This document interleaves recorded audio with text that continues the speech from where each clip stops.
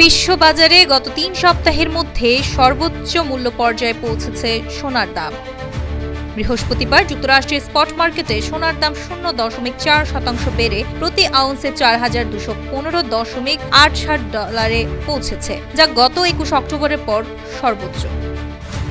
এদিকে ডিসেম্বরে ডেলিভারির জন্য ফিউচার মার্কেটে 0.2% বেড়ে প্রতি আউন্স সোনার দাম হয়েছে ৪,২১৯.৯০ ডলার। ব্রিটিশ বার্তা সংস্থা রয়টার্সের এক প্রতিবেদন থেকে এসব তথ্য জানা গেছে। সোনার পাশাপাশি বিশ্ববাজারে বেড়েছে রূপা, প্লাটিনাম ও প্যালাডিয়ামের দাম।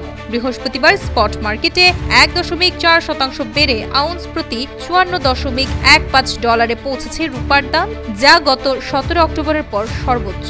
প্লাটিনামের দাম 0.১% বেড়ে দাঁড়িয়েছে ১৬১৬.২৯ ডলারে ও প্যালাডিয়ামের দাম 0.৯% বেড়ে হয়েছে ১৪৮৭.৫০ ডলার।